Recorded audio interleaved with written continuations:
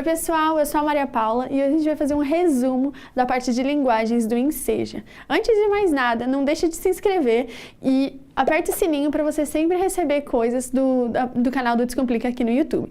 E além disso, esse vídeo de hoje é só um spoilerzinho de tudo que a plataforma pode oferecer para vocês. Então lá a gente tem aulas de português, de linguagens, de matemática, redação, de outras matérias e do conteúdo exclusivo com materiais de apoio para você.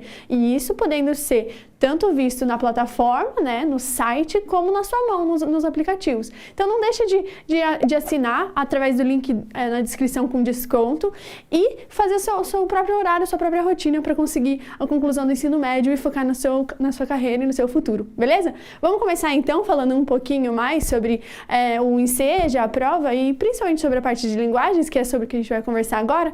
Bom, o Enseja ele tem 30 questões, né, da parte de linguagens e ele compete com 4 alternativas cada questão. Então é muito importante vocês saberem essa principal diferença entre o Enseja e o Enem. O Enem ele tem um pouquinho mais, são 45 questões na parte de linguagens e ele tem 5 alternativas cada questão. Aqui é um pouquinho menos, até para ser um pocão, na verdade, mais dinâmica a nossa prova.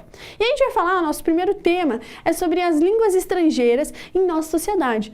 O Enem cobra geralmente entre 5 questões, né, e você pode escolher entre inglês ou espanhol. O Enseja é um pouquinho diferente. A gente nunca sabe qual é a média de questões que ele vai cobrar de línguas estrangeiras, mas você não pode escolher entre inglês e espanhol. Pelo contrário, como eu coloquei aqui, são todas as línguas estrangeiras do nosso cotidiano. Mas isso vai falar assim, mas peraí, Maria Paula, eu posso então me deparar com uma questão de italiano, de espanhol, um pouco mais argentino e não tão espanhol, inglês, japonês? Pode. Infelizmente ou felizmente você pode.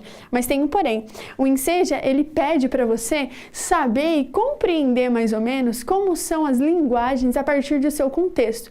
Então é lógico que ele vai pedir questões não tão complexas para que você, né, não fique tão perdido aí na hora de fazer a prova. Então, como eu coloquei aqui, não é somente o inglês ou o espanhol, são todas as linguagens do nosso cotidiano que temos um pouco de acesso, né? E são línguas que fazem parte do nosso dia a dia.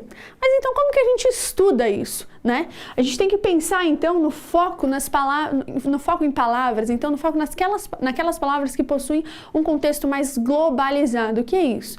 Hoje, com o processo de globalização e principalmente o Brasil sendo um cenário que recebe imigrantes e escravos e refugiados desde sua era colonial, né? Hoje a gente tem muita diversidade linguística dentro do nosso país. Então, desde 1500, desde lá quando os portugueses trouxeram os escravos para cá, desde o primeiro contato entre os portugueses com os indígenas, com os nativos, depois com a chegada dos japoneses, com a chegada dos italianos no século XX, o mundo globalizado e principalmente, né, agora a vinda dos refugiados no Brasil corroborou para que a nossa língua não seja somente língua portuguesa, mas que o nosso próprio português ele já é abrasileirado e ele compete várias outras línguas por conta da diversidade que temos aqui no nosso país. Então, esse é o principal foco, saber lidar com essas palavras globalizadas e que muitas vezes a gente já até sabe, mas não consegue entender que elas vêm de outro país, tá? Então vamos mais ou menos entender como que são essas palavras globalizadas e o que elas significam dentro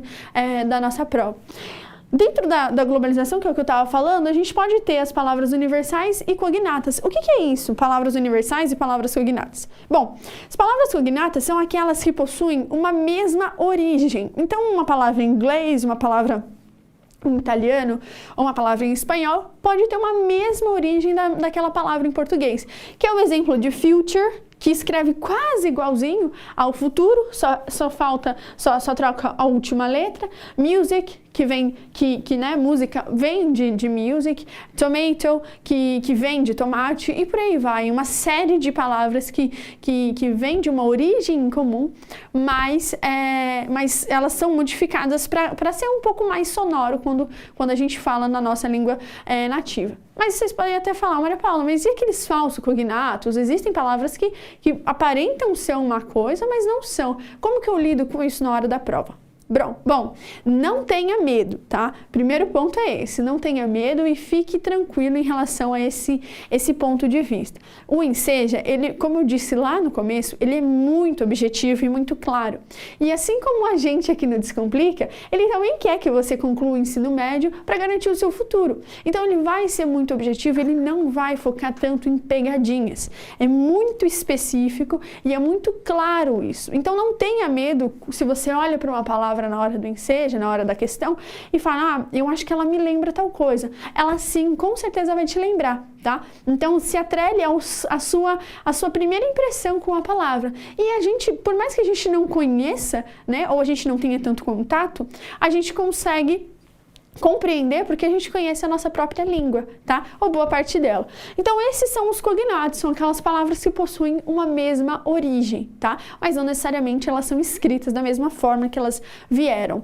E as palavras universais já é um pouquinho diferente dos cognatos, porque elas são palavras que não são do nosso contexto brasileiro, né? Do nosso contexto português, no caso, mas elas vêm ao Brasil, elas chegam aqui pra gente com o mesmo significado e elas permanecem conforme elas chegaram. Que é o caso de HD, de TV. Lógico que nos Estados Unidos, em outras línguas, elas possuem uma entonação, um sotaque diferente, mas elas são escritas da mesma maneira que a gente vê aqui.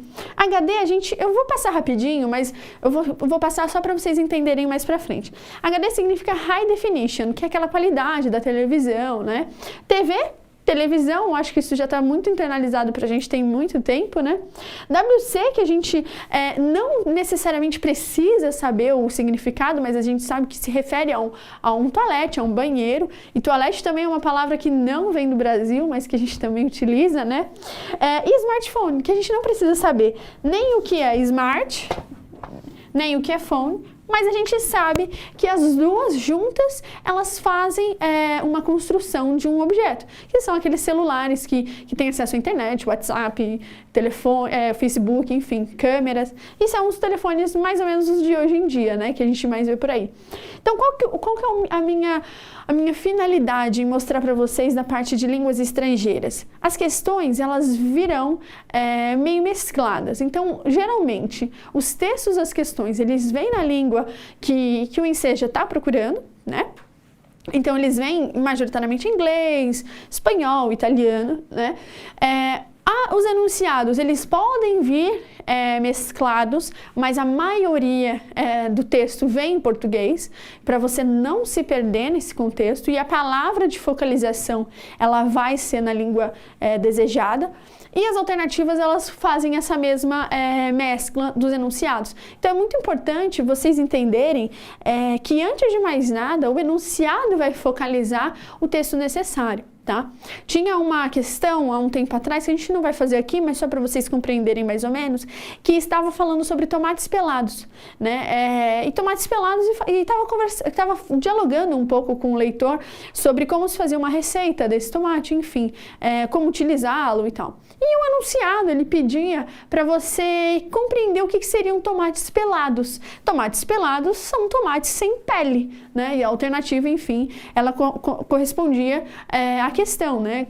Tomates pelados significa tomate sem a pele dele, só o suco, enfim, o que há dentro dele, a polpa dele. Então, ele vai focar em palavras que a gente conhece e principalmente no contexto, tá? O que eu quero dizer, e eu acho que a finalização aqui, para a gente só adentrar em um outro tipo de focalização. Não é necessário saber, então, a tradução. Então, a gente não precisa saber o que é HD, o que é TV, o que é WC.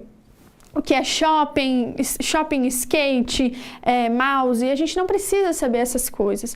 O que a gente precisa compreender de fato é qual é o seu contexto. Então, como a gente vai utilizar essa palavra dentro de um contexto? Então, vamos só escrever aqui para vocês não se perderem no final, tá? É muito importante que vocês entendam essas palavras, então tudo isso que a gente acabou de ver aqui, elas estão no nosso cotidiano. A gente usa smartphone, a gente toca no mouse a hora que a gente vai num computador, a gente vai ao toalete, a gente usa um WC, né? É menos comum do que toalete, né?